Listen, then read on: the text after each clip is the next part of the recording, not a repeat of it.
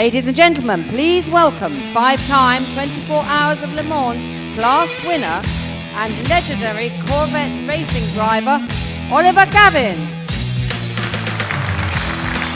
Thank you. Good morning.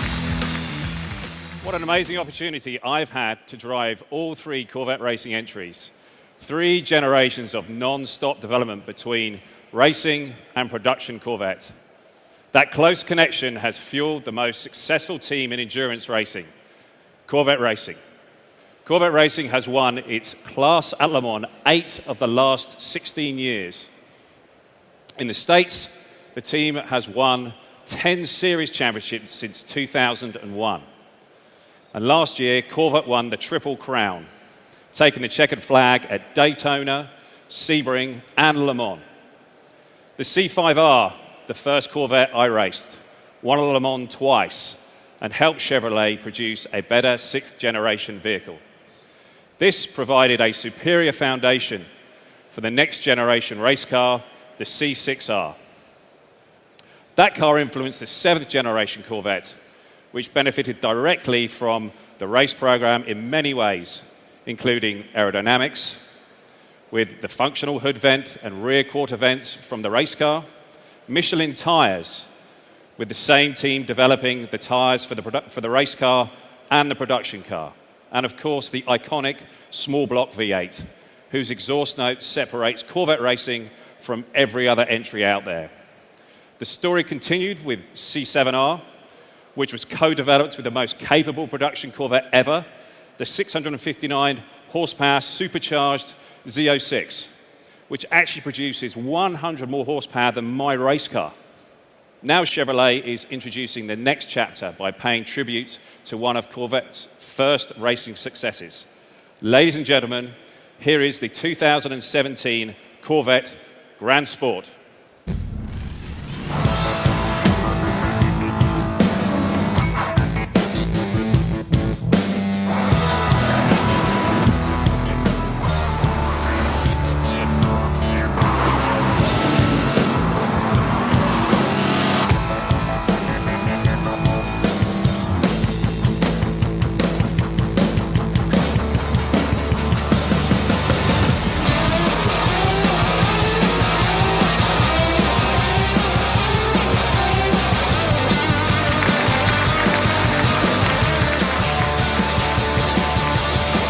Ladies and gentlemen, Chevrolet Corvette Executive Chief Engineer, Taj Yukta.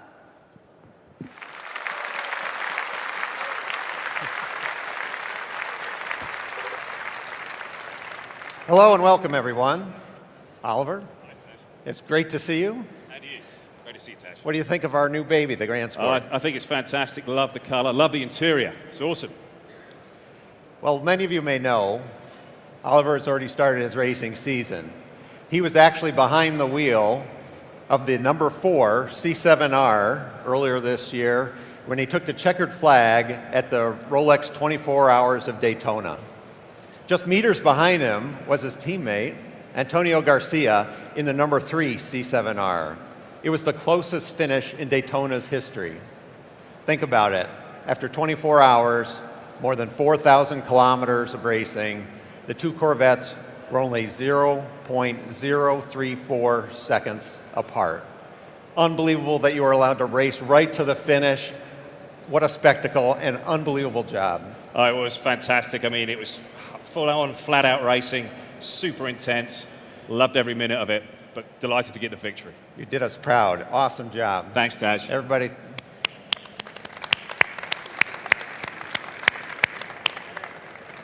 Without a doubt, technology transfer has improved the Corvette from one generation to the next, and our long-term commitment to racing has been a major contributor to Corvette's overall success.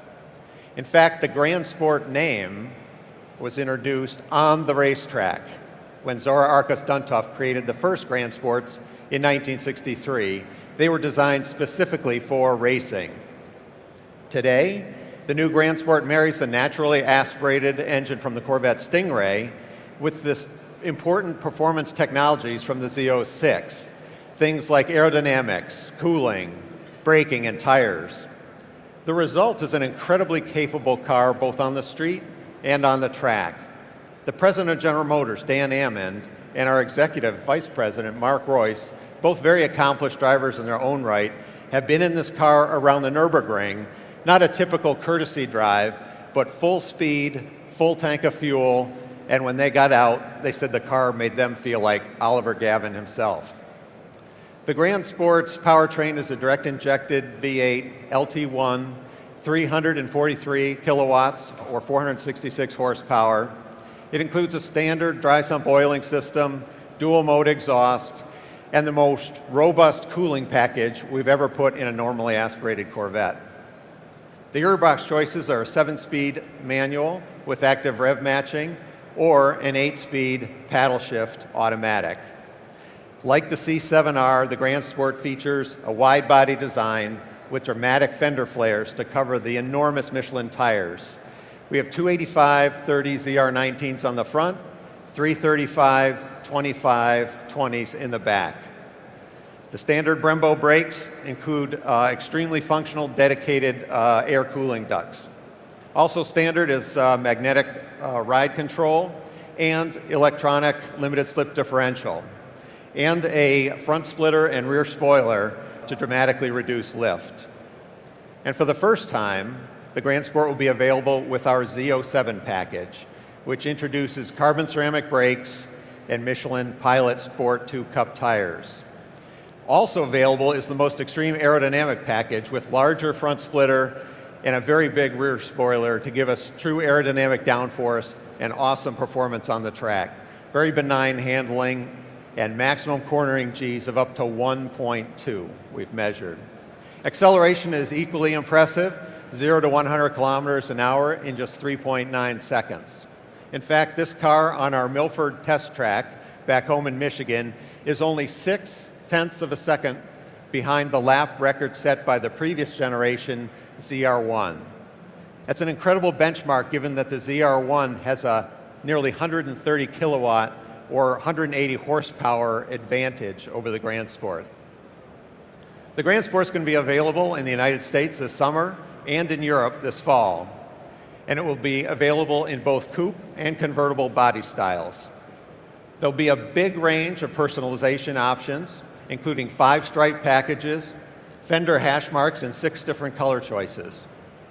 This model that we're showing here is called the Grand Sport Collector Edition. It features Watkins Glen gray metallic paint with tension blue hash marks, and full-length black stripes. The inside is really nice. It's wrapped in exclusive tension blue leather and suede. Before you come up and take a closer look at the Grand Sport, I have 2 other announcements. First, Chevrolet is bringing the all-new 2016 Camaro to Europe. The 6th generation Camaro provides a faster, more nimble driving experience enabled by a new, lighter architecture. It's at least 90 kilograms or 200 pounds lighter than the previous generation. There'll be a broad powertrain range. It'll be available with a turbocharged 2-liter engine with an 8-speed automatic, or a 6.2-liter LT1 V8 with a 6-speed manual or an 8-speed automatic.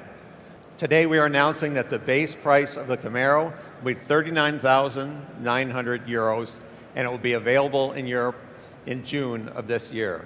Second, Geneva marks the European debut of the Camaro convertible, which will go on sale in Europe later this year.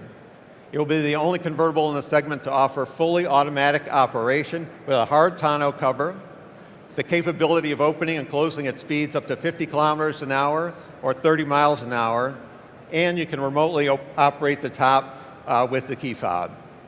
Ladies and gentlemen, before I let you come up and take a closer look, I'd like to introduce a few members of the Corvette team who are here, traveled with us to be here with you today, and will be joining us on stage. First is Harlan Charles, our product marketing manager. Next to him, Brian Vaughn, who's the director of interior design.